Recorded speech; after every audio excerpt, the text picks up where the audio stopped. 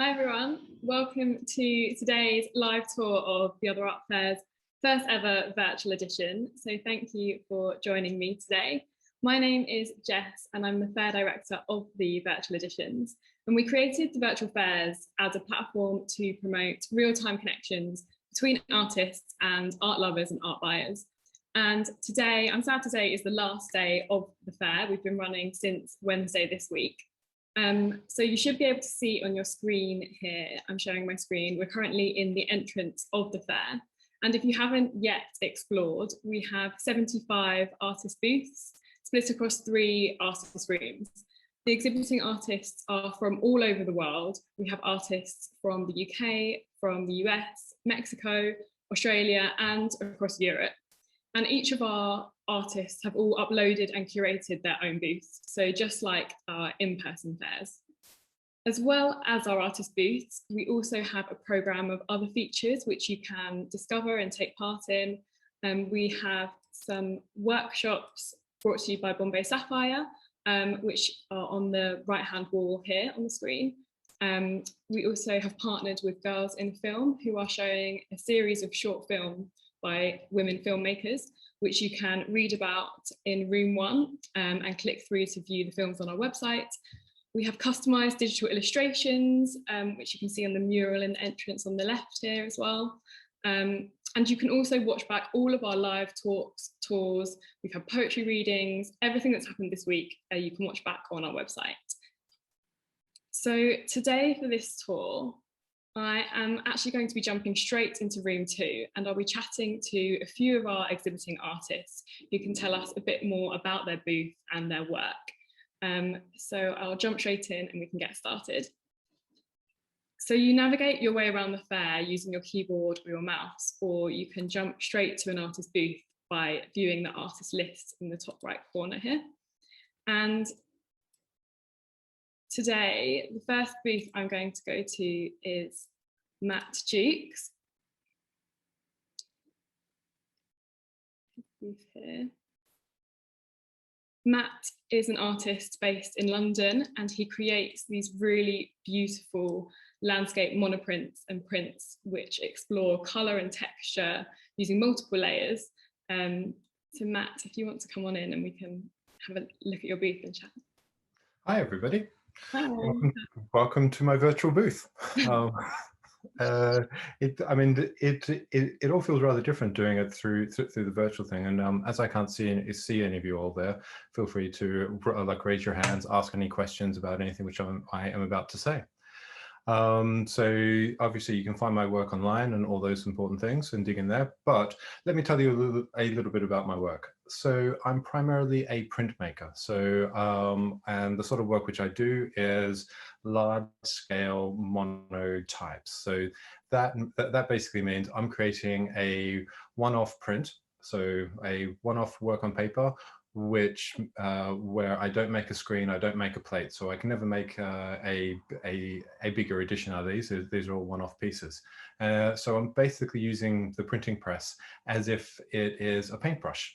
So what I do is I build up layers over time. So put layers upon ink over and over and again. And as I work, what I'm doing is putting down ink, but each time I put down ink, I'll take a little bit of ink off. So so there's a lovely amount of serendipity to the way in which I work.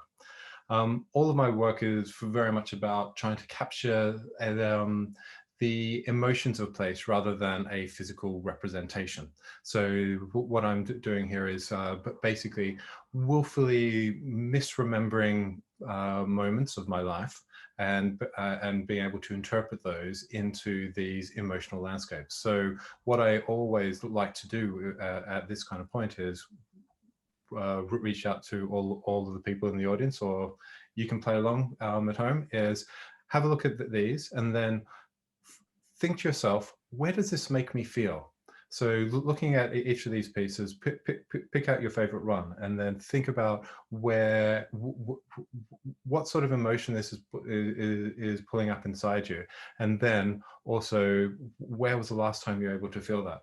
Feel free to put that into the like chats section there, and we can talk about it later. Because what I really love is everybody will be able to feel the same emotion, feel that kind of sense of peace and calm, but they will always put on their own locations. So I quite regularly don't label each of these as the actual location which they are, because what I'm trying to do is enable people to find their own place, to be able to feel that same emotion that I'm putting out, but to be able to find their own place and to be able to tell their own stories. And and in a way that becomes another layer of the print. It becomes another part of the story, which kind of builds up this idea of the unreliable memory which we all have. Yeah, I'm quite interested in this thought that memory can quite often be malleable and always kind of shift and change and move around a little bit. So that's the reason why I create these landscapes, which are misremembered and obviously willfully trying to like do that. So, oh yeah, do you have a question or? Yeah, no, I was going to say you just summed up that so well. And I was just going to ask you a couple of questions about the process and the kind of inspiration. So you said that they are based on real places, but you don't tell people this, or do you kind of? They are based on real moments of my life, so they are real places to me, but they don't look, the real places don't look anything like this.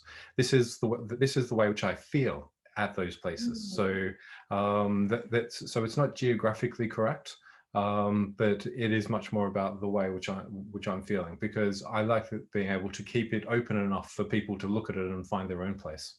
Yeah, and can you just explain a bit more about the monoprint and the process of that, for those that might not know what that actually is? Yeah, the monoprint is one of the most primitive forms of printmaking. So normally, most people will know about screen prints, etchings, and things like lino cuts. So with all of those, you create a plate, you create a screen, or you cut your little piece of lino, and then you're able to make multiple copies out of that. With monoprinting, what you're actually doing is you're only making a one-off version of it. The way which I work, which is being able to use a lithographic offset press, which is a very, very fancy way of saying there's a big block on one side, I ink up that, I make a mark, and then I use a big roller which takes the ink off that and then lays that down onto the paper. And then I basically go over that process over and over and over again. So that's the reason why it's there's no way which I could ever recreate any of these things here. And the way which I go about making my marks is I actually create a series of masks by tearing paper. So when you get to see these in real life, you can kind of look in really close onto them, and you can see the little hairs of where the ink has forced its way under the paper. So there's a lovely kind of texture and detail, which when you see these in real life at the next fair, come a couple of months' time, I highly recommend everybody to book now, or all you people at home. So that you can come and see all this kind of texture, all this detail, and also the colors definitely kind of shift and move a little bit, because what I'm doing is I'm putting ink on top of ink, and that starts to mix, that starts to work in different ways, so that the camera never quite captures that. So interesting. And how long does it take you to create one of your pieces? That's a very, very good question. It really depends. So if we look at the ones which are up there at the moment, the ones at the top dead ahead, those ones there took about a month to create each, because there are so many fine little layers, all basically building up on top of each other. So So those ones there are where I just keep on working, and what I love is it starts to create a almost ghostly image. If we shuffle to the left, you'll be able to see that a little bit more. Which way? Zooming out, zooming in. This is where the interplay. So if we have a look at the pink and blue one at the top there, you'll be able to see all of the layers and how the layers start to merge and become quite ghostly throughout the background. Those are the layers which I've put over the top. I've shifted the color and changed the color so that it starts to soften. Because what is quintessentially in my process, either there's ink or no ink.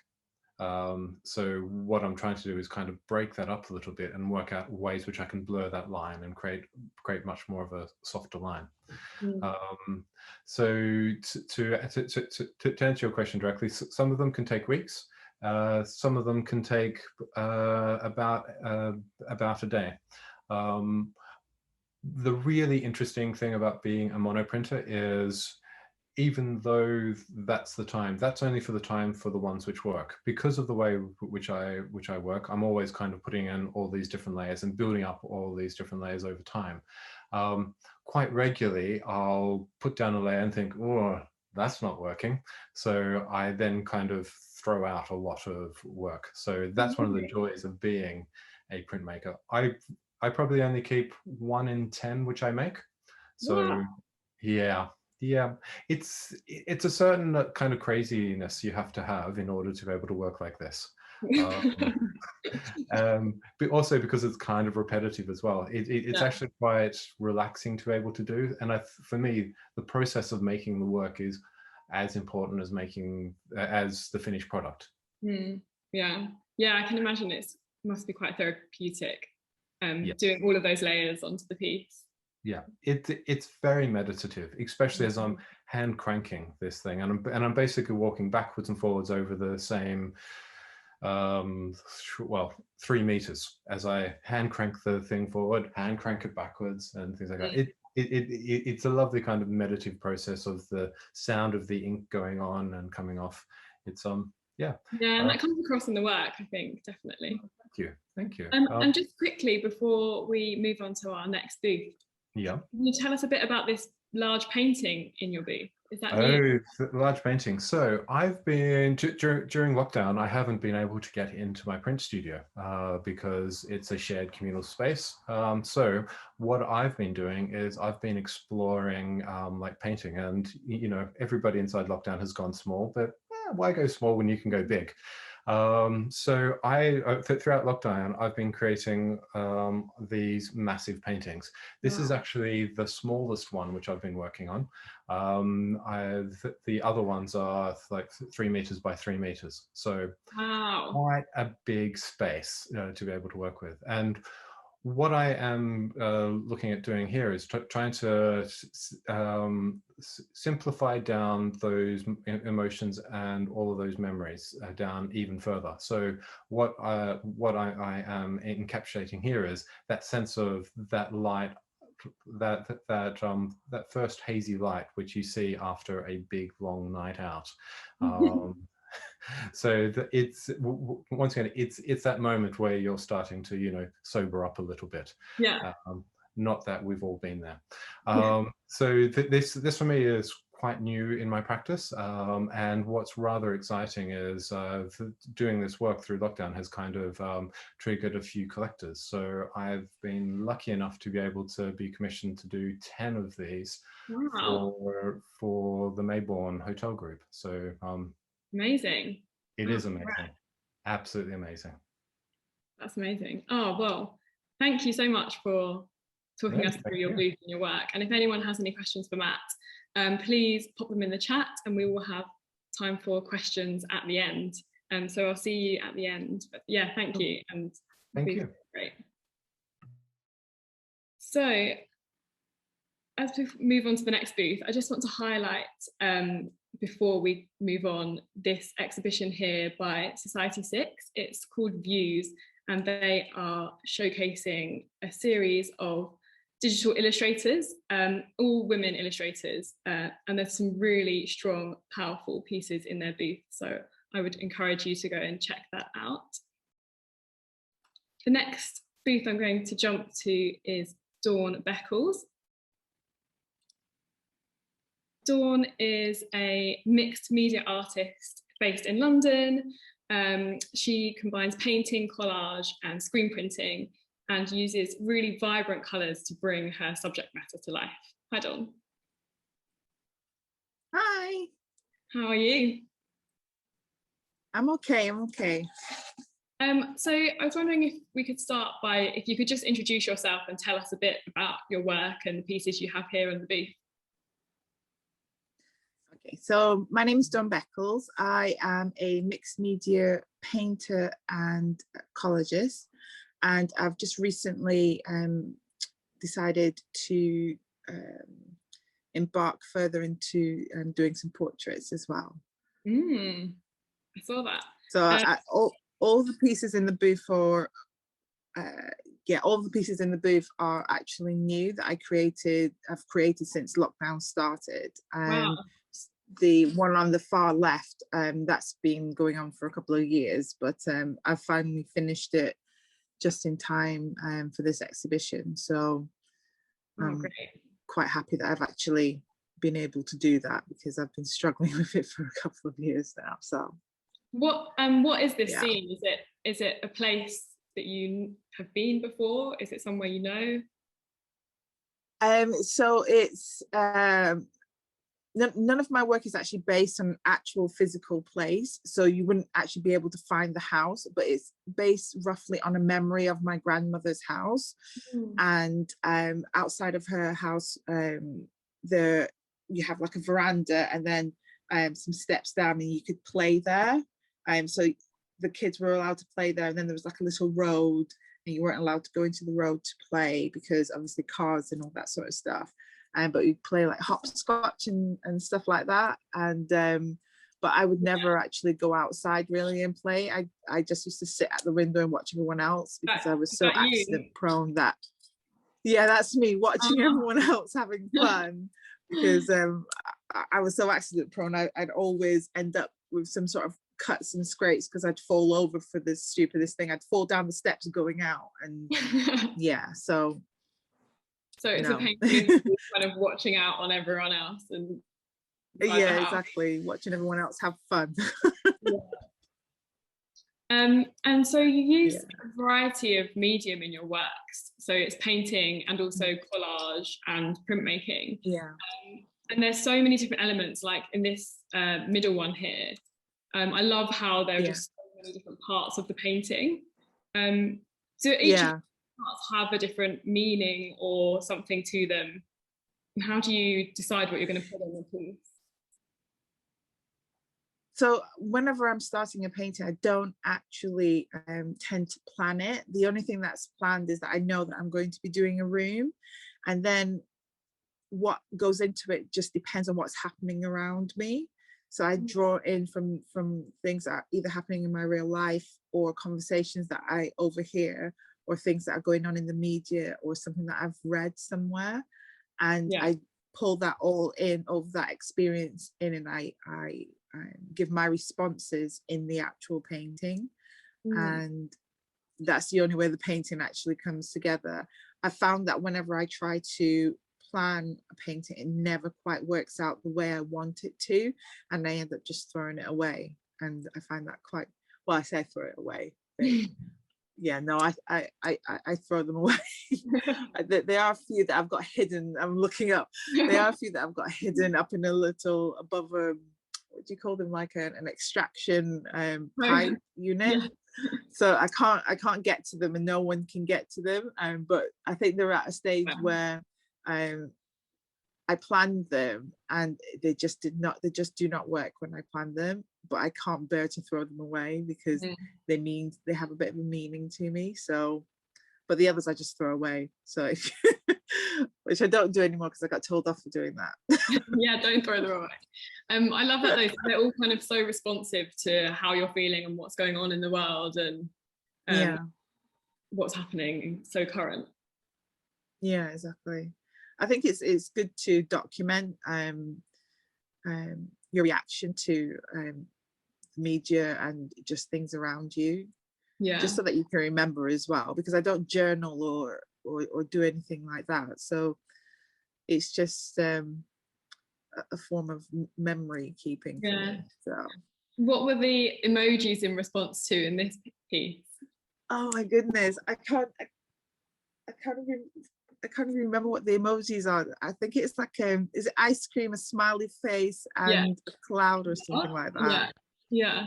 It was like oh, it was something that I saw, and the words I translated them into emojis, and I can't remember what the cloud actually means, but it was like now I'm kind of like on cloud 9 sort of Yeah. something, but Yeah. I can't remember what, if there is anything in additional to the smiley face on it. Just a smiley face and an ice cream. Yeah. But I love that because there are so many different things. Every time you look at a painting, you can notice something else or draw something else from it or try and work out what it's saying. Yeah.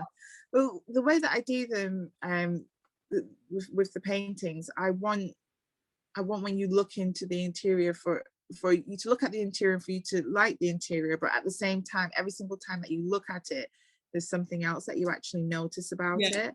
Yeah. Because everything is not always apparent at the first look. You have to consistently look at it to actually get what's being said in them. And in all of the paintings, that there is some sort of wording and writing, and some of them are covered up, so it's, and I don't make notes of the things I actually say in them either, because I think once I've said them, I feel like I need to release them so that I'm not dwelling on it, so to say. So this is why I say it's kind of almost like therapy for me. Yeah. And what was the inspiration for Meet Me in Wonderland? Goodness. I think we've been in lockdown for so long now. Everyone wants to go to that one place where you can just have a bit of, well, if you're in the UK, you can get a little bit of sunshine, and it's just like in your head you're just seeing like it's Wonderland. And because we've been kept from it for so long now, there's that ultimate longing. And it was like, just meet me there and everything's going to be okay. One day we're going to get out in the sunshine, and we're just going to be able to sit there and soak up the rays, and meet up with friends and give someone a hug and just talk and just relax. And that's my Wonderland. Yeah. And portraits, is that a new subject matter for you? So I did my first portrait in 2018, which was of my grandmother. But during lockdown, you really don't have anything else to do other than to think and to contemplate things that are going on and that you perhaps may have swept under the rugs, to try and like forget about. And I have some issues with body image and seeing myself in the mirror. So I selected a couple of photos that, everyone takes selfies, and you take hundreds of them, and there's only one of them that you're actually going to like. So I've kept all the ones on my phone that I didn't like, and not that I've posted any of them anywhere, but I've kept them, and I've decided that I'm going to paint them, and they're going to be 4, which is why the first one is called 4 copies. And for me, what I'm trying to do is to actually paint the portrait, and the action of actually painting the portrait means I actually have to look at myself, and in doing that I have to deal with the issues that I actually have in looking at myself, because I can't not look at myself to actually paint the actual portrait in order to get it how I want it to be. So I have started to draw the other ones, but I'm having issues with the other picture because I can't look at it. So and that one's kind of tucked away, but this is the first one that I've actually done, and I'm quite happy that I've actually been able to finish it. So it's really, I mean, I love the portrait. I think it's really great, and I love the colors. I love the plants in it as well, and that sounds like such a personal kind of project for you. So I'm looking forward to seeing the other ones, and I hope I hope it goes well. Yeah, I hope I can actually do them. Yeah, but I'm sure it'll be fine. We can display all 4 at a fair in real life one day. Yeah, fingers crossed. Fingers crossed. Well, if anyone has any other questions for Dawn, please let us know and we will be asking questions at the end. But thank you so much. The booth is so beautiful. I love your work and I love hearing about you talking about your work as well. So thank you. Thank you. And then I'm just going to highlight one final booth in the tour. But there really is so much variety of medium, theme, price, size in every room. So I hope you all get to kind of have an explore. And then the last booth that I'm going to talk about today is Simon McChung. So Simon is a self-taught conceptual photographer based in the UK, and he creates these really interesting narratives and tells stories through quite surreal imagery. And this is his booth here. Simon, if you are there, if you want to come on. Hello, can you see me? Hi, yeah. Hi.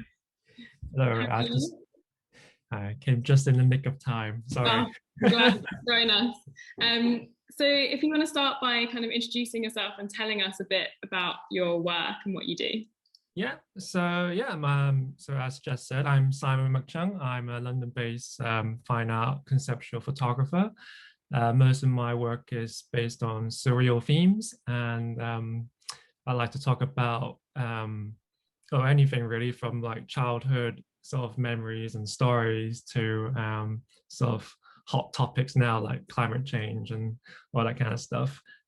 So what I tend to do is sort of put a spin on sort of real subjects and just puts them in a very fresh and imaginative kind of perspective, just so you can sort of gauge more dialogue and just have more sort of interesting views on a particular thing. So yeah, do you want me to talk about a particular? Yeah, do you want to, maybe we could start with some on this side panel here. If there are any of these that you kind of want to explain the concept behind any of them? Yeah, sure. So let's have a look. So the one with the mirror, bottom left. So this is an ongoing series about autism because my sister has autism for about 35 years now. And so I want to put a sort of an image that says it all without giving a block of text to someone about autism, because that's what I've been finding throughout the years of looking at charities and media and how they sort of try and explain what autism is and sort of better understand it for the public.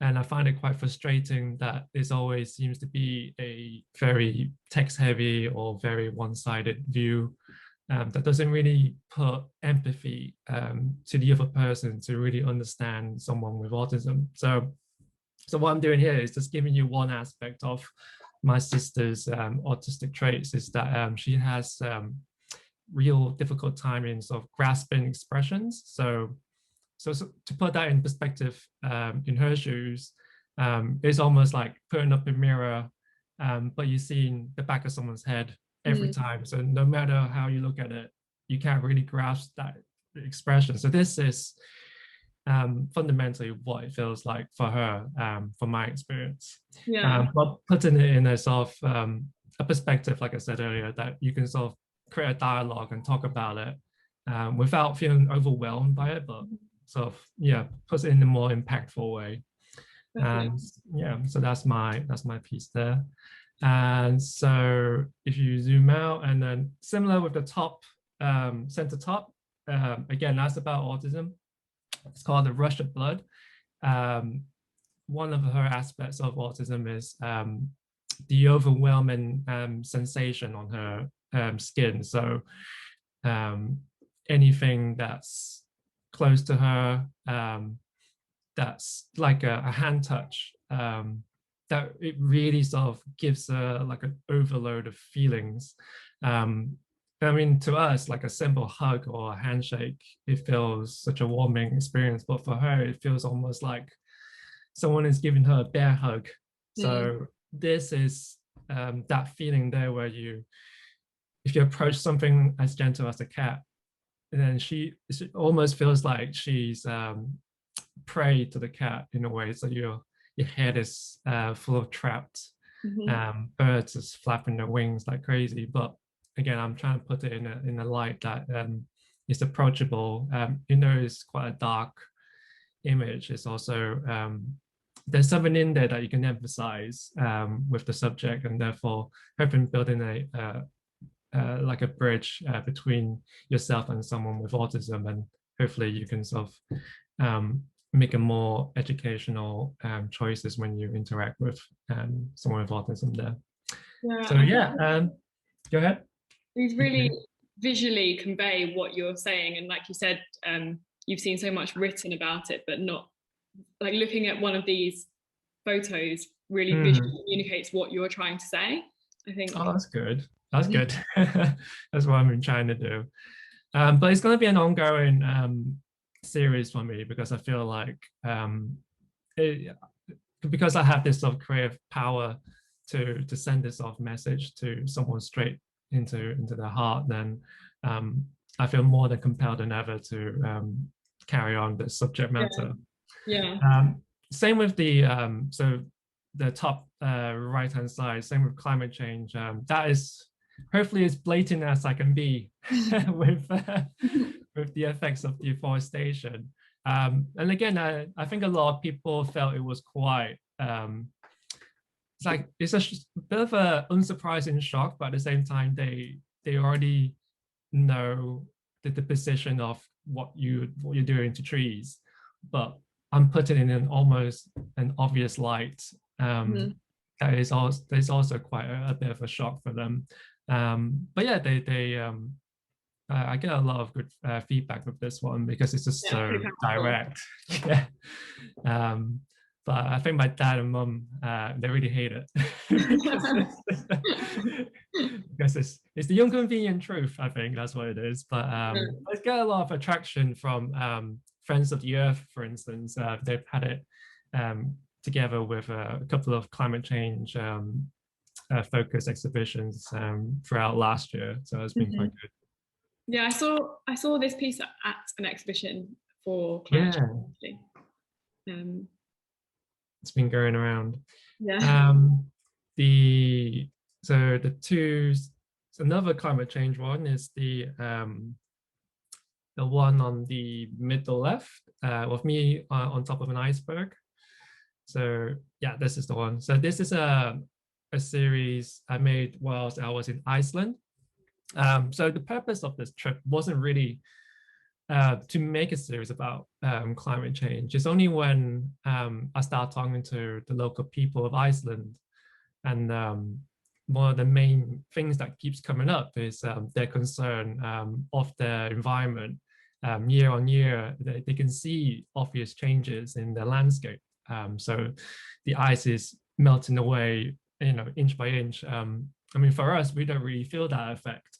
So we don't really, talk about it as much as these guys to that extent. So it really hit me how sincere that subject is. And so really pretty much on the spot, I've created a series dedicated to my dialogue with the people of Iceland, and showing this, that what everything they have is very beautiful, but at the same time is melting away beneath our feet. Right. Yeah. Tragic. Yeah. Is that piece photoshopped, or is that actually sitting there? It's real. Yeah. Oh, really? Yes. So I had to climb on all fours to get to that bit, and it was pretty cold. And I had a fishbowl, funny enough, because I was going to make a completely different series about a spaceman traveling through a different planet, and Iceland was a really good landscape for that kind of story. But it turned into something else, where the glass ball became this metaphor for a spaceman's helmet. My wife threw it at me because I couldn't carry it in the middle of the iceberg, and we managed to drop it. So if you zoom in, you can see a cracked fishbowl that's over my head. But it's a happy accident. I feel like it's a metaphor to say that it's the realization of what's really happening beneath you. Yeah. So you're breaking that screen, and the half of the series onwards is me being taken with a broken fishbowl for a hat. So yeah. And what's the process of creating one of your pieces like, from the idea to then plan a photo shoot and then like plan how you Photoshop something, or how do you create a piece? It really depends on the location. So generally I do have a concept, so I draw these concepts down, like an idea, and then sort of vaguely like put a shot together, and then I go scouting on location. And then it really depends on the light I have and the location I discover, and I sort of rearrange and adapt myself to pose the image. And then I mean, there are times I will Photoshop elements in, but that's because I will take objects, for instance. So a good example, if you go bottom right, there's a London one here, for instance. That's us. Yeah. Me and my friend at 6 a.m. in the morning down in London. There were hardly any, you can see a car in the distance, but there were hardly any traffic. It was pretty scary for him. So we had him standing there without all that paper to begin with, just to take those shots, because we know it's pretty dangerous what we're doing. So we were trying to do it as fast as we can. And once we got the shot we want of him posing with the briefcase, then I go in again, and then I throw these papers in the middle of the road, and then take some shots of that. And don't worry, I cleaned up after myself. I didn't litter London. And then I comp all of those elements in, so they have the same light and the same location. So everything is sort of gels together perfectly and doesn't feel fake, even though it's being composite together. Is done all on location, so it's just kept to as true as it can be. Yeah, so that's why it kind of looks as real as it is. Yeah, they do. Yeah. Real. I'm sure lots of people can sympathize with that on a Monday morning. Yeah, this piece is called Monday, so yeah, it's pretty good one. Go ahead. Were there any others that you wanted to tell us about? Yeah, there's a recent one. So the bottom middle one, this is my son Orson. So again, similar story here with we have a vague idea of what I want to do. So I wanted to, this was done just before Christmas, when we were all told that we can't go home for Christmas.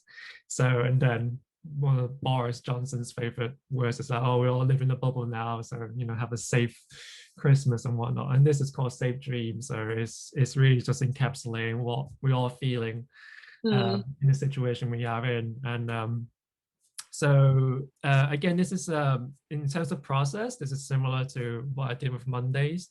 The snow that's inside my son's bubble, that is icing sugar that I've taken a photo of in a tank. Wow. So, and then the pine cones were the Christmas decorations I took off the tree, put it on there. And then I didn't put my son's head in a tank of icing sugar. Gosh, that would be a diabetic shot there.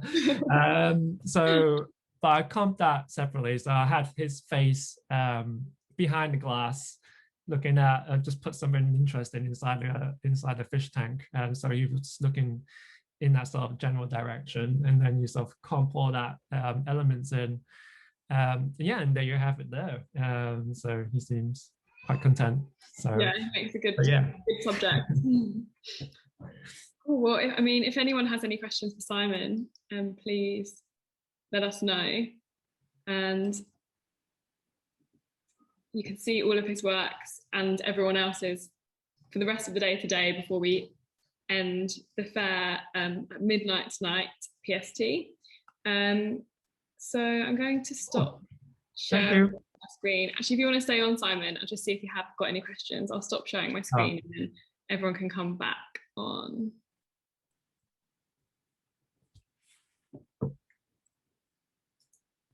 See if we had any questions.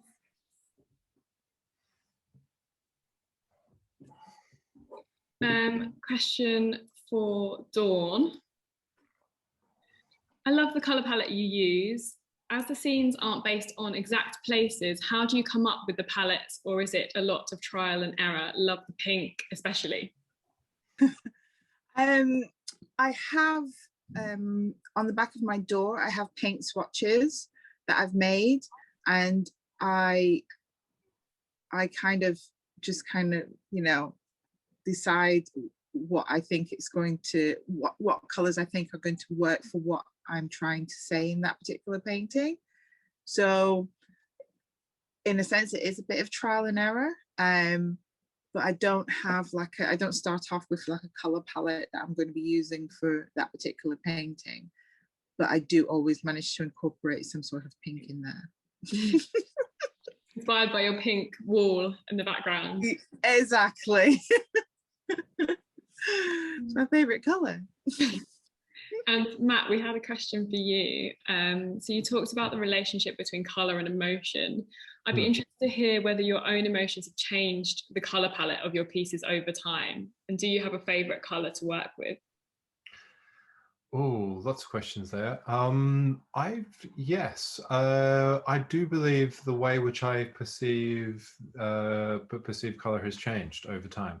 I do study a lot of color theory because I find it absolutely fascinating how color can be such a shortcut to emotions.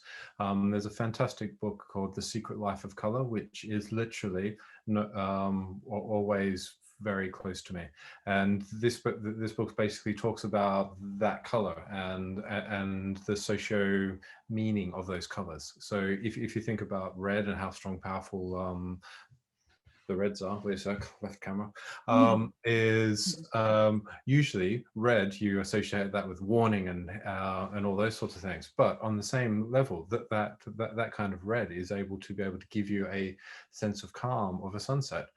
So I actually think the emotion of color is multi-layered and multifaceted. So that automatically will obviously change over time as you change that language and you move through the different emotions. I would say my favorite color, it changes pretty much every week.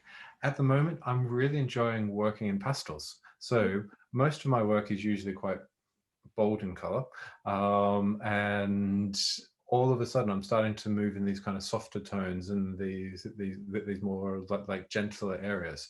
So I like the way which those pastels are able to kind of give you those furry, fuzzy emotion. Yeah, nice, thank you. And then we did have a question for you as well, Simon. Do any of the artworks end up looking completely different to how you first imagined them? Yes, all the time.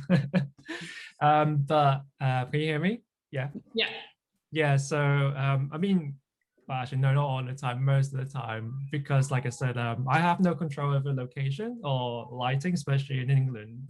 So one day I come up to like for instance, the one with the underwater spell, that was in the snow. It wasn't supposed to be snowing that day. I went for that shoot. It's supposed to be just the forest that is just nice and dry, but it was ended up being snowing. But it was a happy accident because while I was doing that on my own, I had a tripod in the distance. I balanced myself on 2 little chairs in my pajamas in the snow, and I had a remote trigger that I had to trigger every time and put it in my mouth, wait for 2 seconds, take the shot, do it again, repeat. I had 2 ladies on horseback that came riding along and asking if I need help. I said, I'm okay. It doesn't look like what it looks like. It's just really hot. So, just making it up. Yeah. So yeah, I mean, I think that's the fun part about what I do is it doesn't always end up how I imagined it. Sometimes it ends up being better, and I come up with these wacky stories as well that comes with these images. So it's I think that's true for a lot of photographers. Actually, they have something in their head, but they work with what they've got, and cool, so that answers your question. Yeah, definitely. Well, thank you, Simon, Matt, and Dawn, for joining me today. And thank you everyone for watching at home. And I hope you enjoy discovering the rest of our artists in all 3 rooms, and they're all open. So there's so much to see. So thank you very much, and enjoy the rest of your Sunday.